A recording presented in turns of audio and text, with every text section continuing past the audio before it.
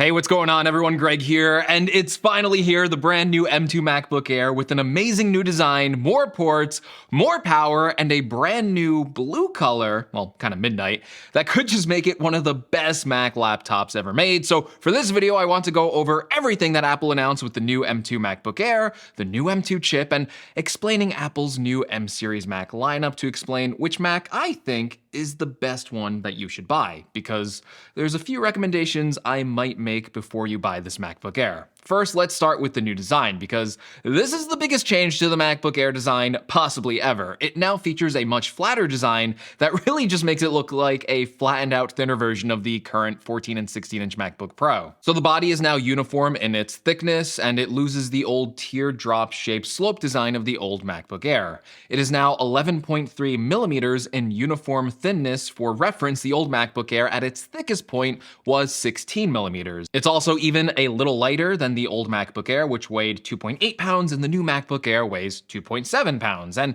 just like the old M1 MacBook Air, it has a fanless design. For colors, well, there aren't like a lot of them, like some of the rumors might have indicated, but it does come in 4 colors. So it comes in space gray and silver, and 2 new colors, which would be the new midnight color, which is kind of like a deep navy blue, almost black, and then Starlight, which is kind of like a silvery gold. Another big visual change is the front of the new M2 MacBook Air, which now features the same notch design as the 14 and 16-inch MacBook Pro, and it now features a bigger 13.6-inch display upgraded from the old 13.3-inch display of the MacBook Air, and it also features a better 1080p webcam from the old MacBook Air, which only came with a 720p webcam. Now, the display is almost the same quality as the older design, so it does not have the mini LED display of the more expensive MacBook Pro.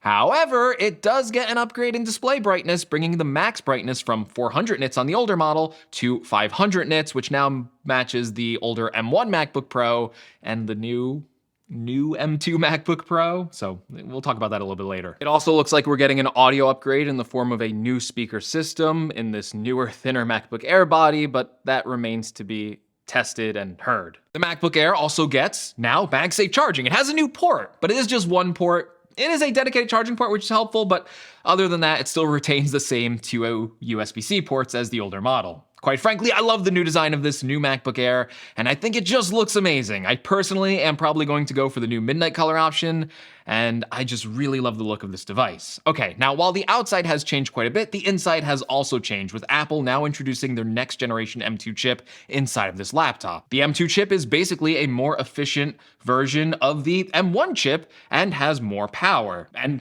some surprising improvements. First of all, the MacBook Air with the M2 chip will still have an 8-core CPU, but get a boost to a 10-core GPU over the old 8-core model.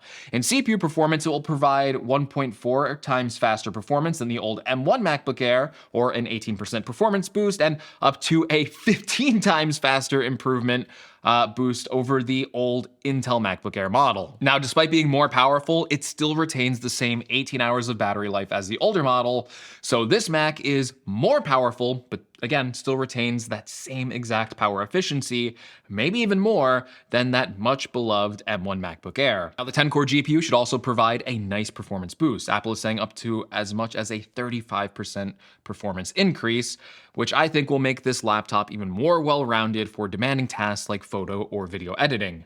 Perhaps the biggest improvement to the M2 chip is the increase in memory bandwidth. This was a little bit of a surprise.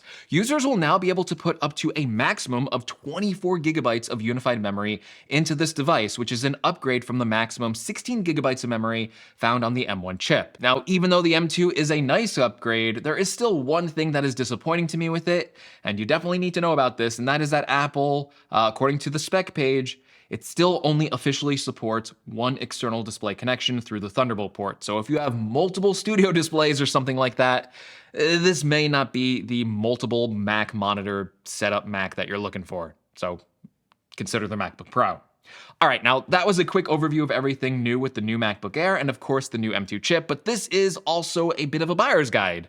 Now, while you can't order the M2 MacBook Air yet, it will be available next month to order, and because this thing will likely be a pretty popular laptop, my first bit of advice, and this is maybe my biggest advice, is that if you're interested in buying one, it would be wise to order one as soon as possible. Because there are a lot of shipping and product delays right now, and unless you want to wait months for Apple to ship this to you, your best bet is to try to get in an order as soon as possible. I know that's not usually the advice I give. I usually tell you to wait for reviews, but we're kind of living in a different time period. So even though I won't have a full review of this product ready until next month when it's released, I just want to try and give you the best buying advice possible in case you're looking to order one right away before I get my full review up. So let's go over the different specs and configurations of this M2 MacBook Air, so maybe we can try and find the right configuration for you. Okay, so first of all, there's a pretty big price increase for this new design. The base model MacBook Air starts at $1,199 compared to the old $999 starting price of the M1 MacBook Air. And in fact, the M1 MacBook Air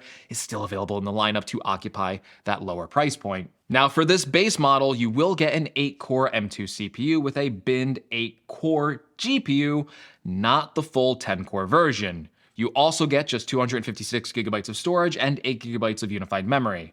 The higher end base model of the M2 chip will give you the full 10-core M2 GPU, 512 gigabytes of storage, but still just 8 gigabytes of unified memory. However, on the higher end base model, you do get a new 35-watt USB-C dual charging power adapter, where on the lower end base model, it just comes with a 30-watt charging brick.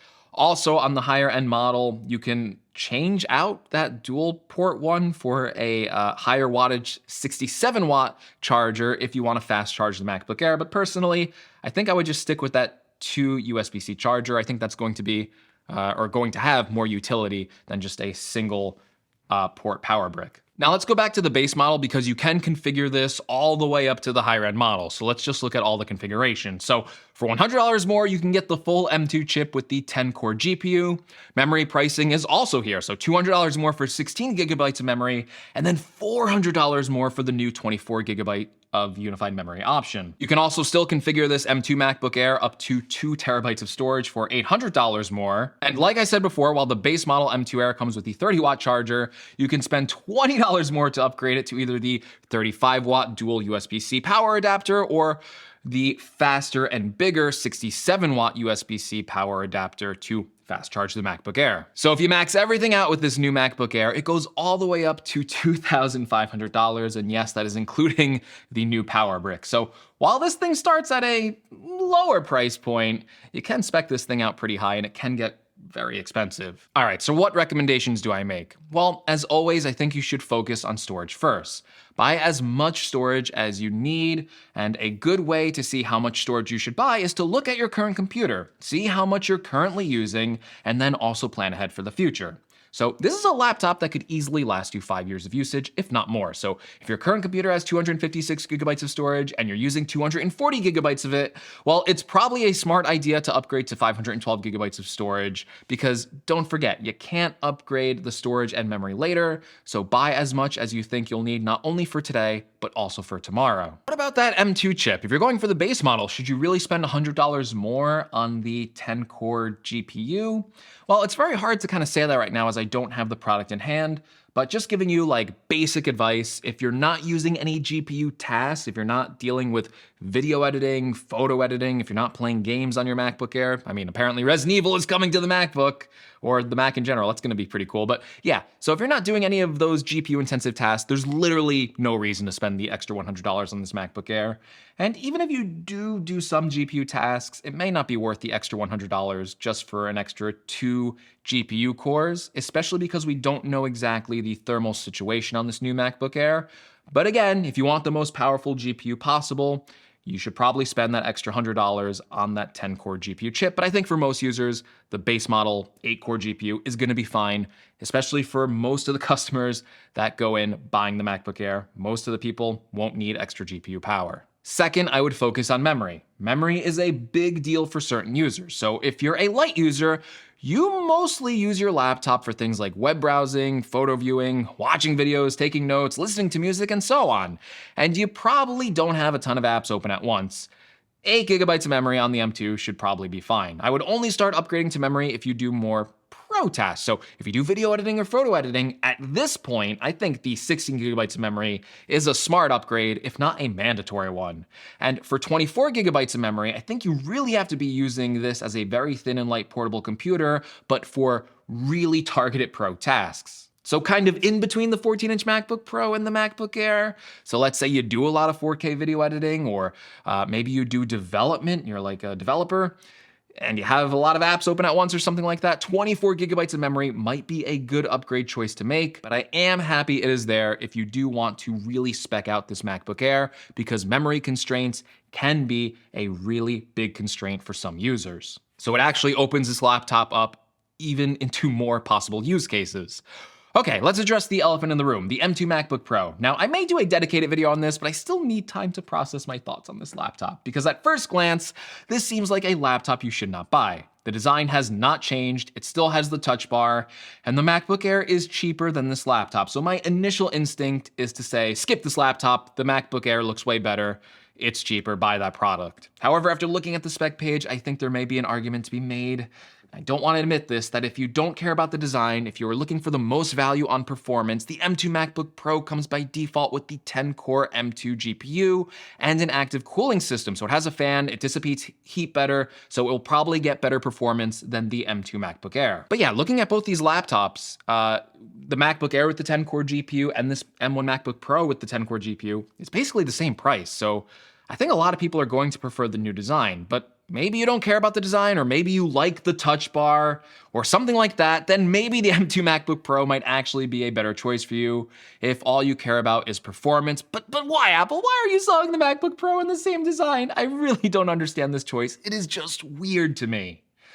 All right, another option you might want to consider is the old M1 MacBook Air. Now, I know this is an older design and it's not as exciting as this new M2 MacBook Air, but hey, the M1 is still really snappy, and the M2 MacBook Air price increase was a little unexpected. And you can often still find this MacBook Air on Apple's refurbished store for the lower $849 price point, and it's often on sale at third-party retailers for around the same price point. So if you're on a budget, I know this is not as flashy as the new M2 MacBook Air, but the M1 Air still looks like a solid choice.